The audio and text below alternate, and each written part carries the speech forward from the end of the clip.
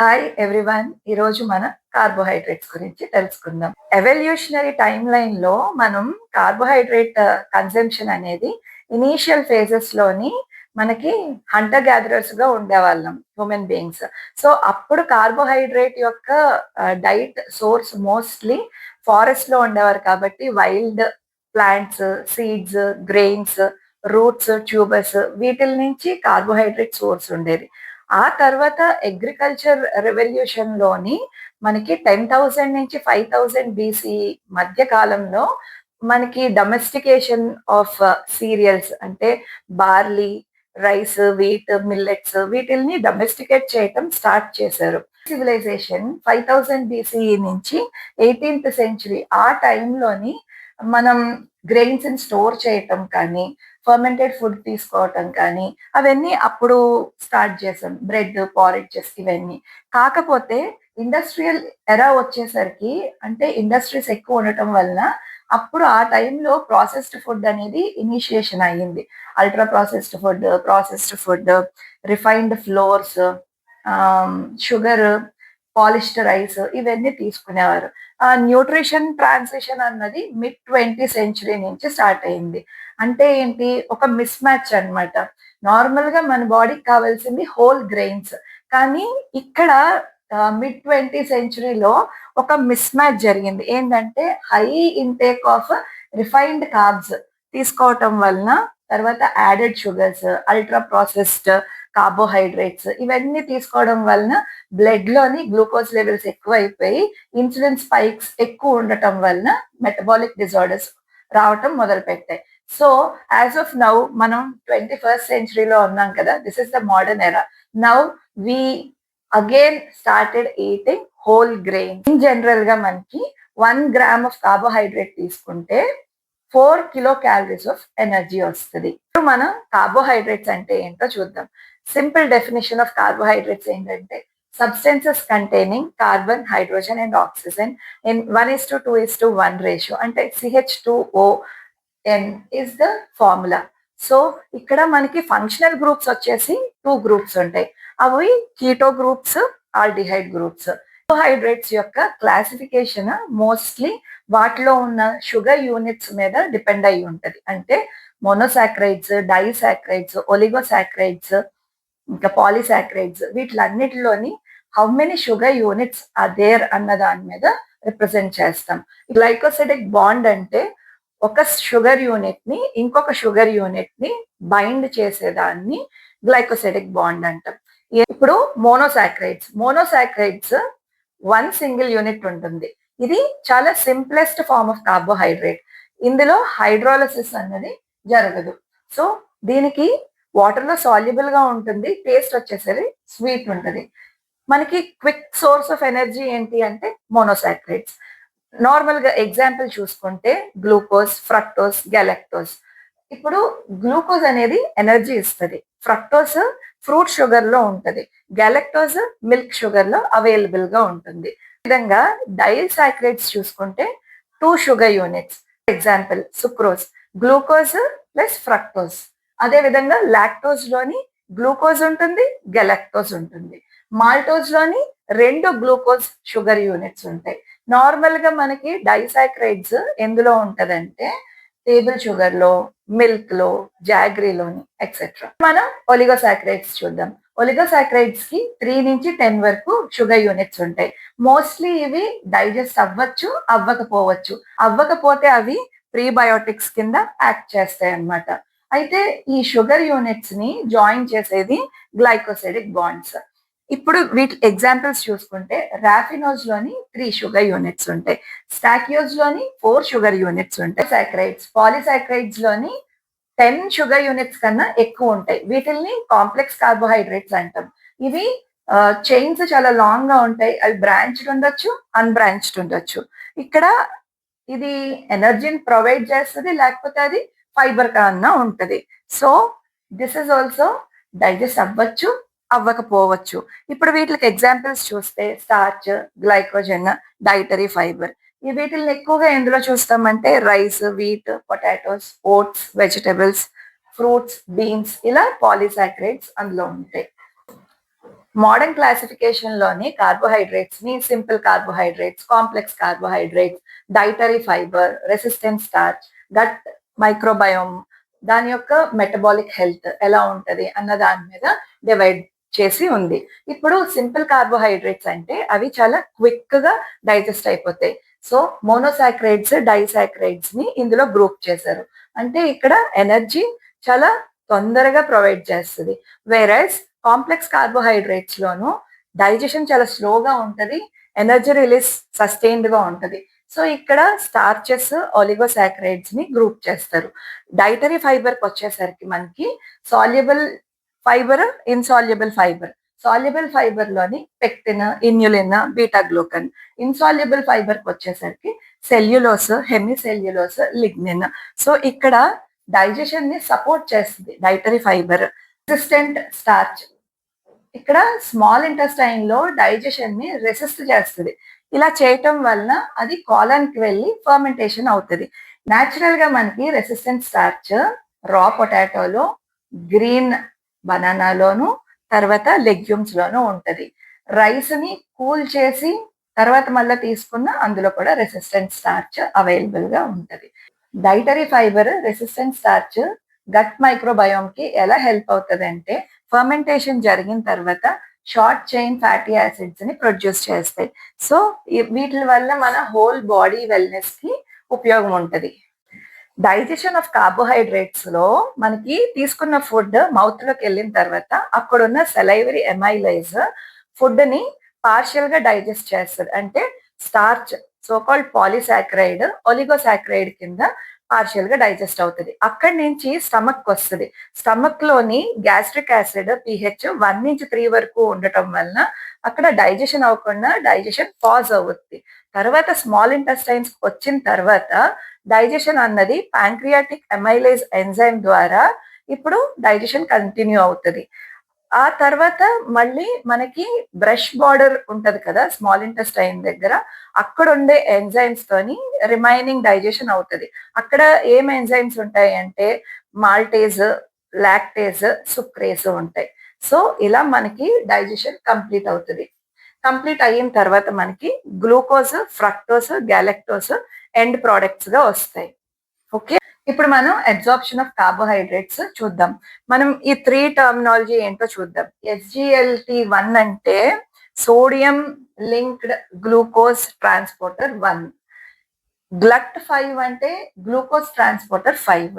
GLUT2 అంటే glucose transporter 2. అంటే ఇప్పుడు ఇది ఇంటెస్టైనల్ ల్యూమెన్, ఇది వచ్చి ఎంట్రోసైట్, ఇంటెస్టైనల్ సెల్. ఇది బ్లడ్ ఎక్కడిది, పోర్టల్ సర్క్యులేషన్ అంటే పోర్టల్ వెయిన్. ఇప్పుడు మనకు వచ్చిన సోకాల్డ్ గ్లూకోజ్, గెలక్టోజ్, ఫ్రక్టోజ్. ఇప్పుడు గ్లూకోజ్, గెలక్టోజ్ SGLT1 సపోర్ట్ తోని మనకి ఎంటిరోసైట్ కి వెళ్తుంది. సోకాల్డ్ ఫ్రక్టోజ్ GLUT5 అంటే ఇది ఫెసిలిటేటెడ్ డిఫ్యూజన్ అన్నమాట. ఈ GLUT5 ద్వారా మనకి ఎంట్రోసైట్ దగ్గరికి వెళ్తుంది. ఇప్పుడు ఈ 3 GLUT2 సపోర్ట్ తోని పోర్టల్ వెయిన్ కి వెళ్తాయి. ట్రాన్స్పోర్టేషన్ ఆఫ్ కార్బోహైడ్రేట్స్ లో మనకి పోర్టల్ వెయిన్ ద్వారా మోనోసాక్రైడ్స్, అబ్జార్బ్ అయిన మోనోసాక్రైడ్స్ లివర్ దగ్గరకు వస్తాయి. లివర్ దగ్గర మెటబాలిజం జరుగుతుంది. అంటే గ్లూకోజ్, ఫ్రక్టోజ్, గ్యాలక్టోజ్ లోని ఫ్రక్టోజ్, గ్యాలక్టోజ్ మెటబాలిజం జరిగి గ్లూకోజ్ కింద కన్వర్ట్ అయ్యి ఇంకా అదర్ మెటబాలైట్స్ కూడా ఫామ్ అవుతాయి. ఇప్పుడు ఇక్కడ ఎక్సెస్ ఆఫ్ గ్లూకోజ్ ఉంటే అది గ్లైకోజన్ కింద స్టోరేజ్ అవుతుంది. ఇంకా ఎక్సెస్ గా ఉంటే ఫ్యాట్ కింద కన్వర్ట్ అవుతుంది. ఇలా ఫామ్ అయిన గ్లూకోజ్ లివర్ ని లీవ్ చేసి సిస్టమిక్ సర్క్యులేషన్ కి ఎంటర్ అవుతుంది. స్మాల్ ఇంటెస్టైన్ లోని మొత్తం కార్బోహైడ్రేట్స్ మనకి డైజెస్ట్ అవ్వదు. అంటే ఇప్పుడు డైటరీ ఫైబర్, రెసిస్టెంట్ స్టార్చ్, కొంత అమౌంట్ ఆఫ్ ఒలిగోసాక్రైడ్స్ కాలన్ లో ఏమవుతుందంటే ఫర్మెంటేషన్ జరుగుతుంది. ఫర్మెంటేషన్ అయిన తర్వాత మనకి పైరువేట్ ని ప్రొడ్యూస్ చేస్తుంది. ఈ సో కాల్డ్ పైరువేట్ మనకి షార్ట్ చైన్ ఫ్యాటీ యాసిడ్స్ ని, గ్యాసెస్ ని ప్రొడ్యూస్ చేస్తుంది. అయితే మనకి short chain fatty acids 60% acetate, 20% propionate, 20% butyrate. Most abundant short chain fatty acid ఏది అంటే ఎసిటేట్. ఇది మజిల్స్, హార్ట్, టిష్యూస్ కి ఎనర్జీని ఇస్తుంది. అంటే ఏంటంటే ప్రైమరీగాను సిస్టమిక్ ఎనర్జీ కోలన్ నుంచి ఇదొక సోర్స్ అన్నమాట. 20% మనకి ప్రోపియోనైట్ ఉంటది. ఇది లివర్ కి ట్రాన్స్పోర్ట్ అవుతది అన్నమాట. ఇక్కడ గ్లూకోనియోజెనిసిస్ కి ఈ ప్రోపియోనేట్ సబ్స్ట్రేట్ కింద యూజ్ అవుతది. మనకి 20% బ్యూటరేట్ ప్రొడ్యూస్ అవుతది. ఇది ప్రైమరీ ఫ్యూయల్ ఆఫ్ కోలోనోసైట్స్. తర్వాత ఇంటెస్టైనల్ బ్యారియర్ ఇంటిగ్రిటీని మెయింటైన్ చేస్తది. తర్వాత కోలోరెక్టల్ క్యాన్సర్స్ రిస్క్ ని కూడా రెడ్యూస్ చేస్తది. యాంటీ ఇన్ఫ్లమేటరీ రెస్పాన్సెస్ కూడా సపోర్ట్ చేస్తది. కోలన్‌లోని ఫర్మెంటేషన్ జరిగేటప్పుడు మనకి గ్యాసెస్ రిలీజ్ అవుతాయి కదా! అంటే ఇప్పుడు పైరువేట్ మైక్రోబియల్ ఫర్మెంటేషన్ జరిగిన తర్వాత కార్బన్ డయాక్సైడ్‌ని, హైడ్రోజన్‌ని, మీథేన్‌ని రిలీజ్ చేస్తది. అయితే ఇక్కడ కార్బన్ డయాక్సైడ్ మోస్ట్‌లీ అది ఫ్లాటస్ ద్వారా బయటికి ఎక్స్‌పెల్ అయిపోద్ది. హైడ్రోజన్ మనకి మోస్ట్‌లీ గట్ బాక్టీరియా ప్రొడ్యూస్ చేస్తది. అందుకని మనకి కార్బోహైడ్రేట్ మాల్ అబ్సార్ప్షన్ అప్పుడు హైడ్రోజన్ బ్రెత్ టెస్ట్ అని చేస్తారు. మీథేన్ గ్యాస్ అన్నది అందరూ ప్రొడ్యూస్ చేయరు. Mostly it is often associated with constipation and slower intestinal transit. ఇప్పుడు కోలన్‌లోని ఫర్మెంటేషన్ అయిపోయిన తర్వాత, అబ్సార్ప్షన్ అయిన తర్వాత రిమైనింగ్ మెటీరియల్ స్టూల్ కింద ఫార్మ్ అవుతది. అంటే undigested fibre, dead bacteria, water, sloughed intestinal cells, small amounts of short chain fatty acids ఇవన్నీ మనకి స్టూల్ లాగా ఫార్మ్ అవుతాయి. అంటే హెల్తీ నార్మల్ స్టూల్ అపియరెన్స్ ఈ విధంగా ఉంటుంది. లివర్ లోని మనకి కార్బోహైడ్రేట్ మెటబాలిజం అవుతది అనుకున్నాం కదా! అంటే ఇక్కడ లివర్ లోని గ్లూకోజ్ ని ఎనర్జీగా అన్నా ప్రొడ్యూస్ చేయొచ్చు. లేకపోతే స్టోరేజ్ చేస్తది. లేకపోతే ఫ్యాట్ కిందన్నా కన్వర్ట్ చేస్తది. వీటిలికి మనం 4 టర్మినాలజీస్ ని గుర్తుపెట్టుకుందాం. ఫస్ట్‌ది గ్లైకోలైసిస్. గ్లైకోలైసిస్ అంటే బ్రేక్ డౌన్ ఆఫ్ గ్లూకోజ్ దేనికోసం ఎనర్జీని ప్రొడ్యూస్ చేస్తదన్నమాట. ఏటీపీని ప్రొడ్యూస్ చేస్తది. ఇక్కడ గ్లైకోజెనెసిస్ అంటే గ్లైకోజన్ ని ఫార్మ్ చేస్తది. ఎక్స్‌ట్రా గ్లూకోజ్ ఉంటే దాన్ని స్టోరేజ్ ఫార్మ్ కి గ్లైకోజన్ కింద ఫార్మ్ అవుతది. ఈ స్టోరేజ్ ఎక్కడుంటది? లివర్ లోను, స్కెలిటల్ మజిల్స్ లోను ఉంటది. గ్లైకోజెనోలైసిస్ గ్లైకోజన్ బ్రేక్ డౌన్ అయ్యి గ్లూకోజ్ 6 ఫాస్ఫేట్ ని ప్రొడ్యూస్ చేస్తది.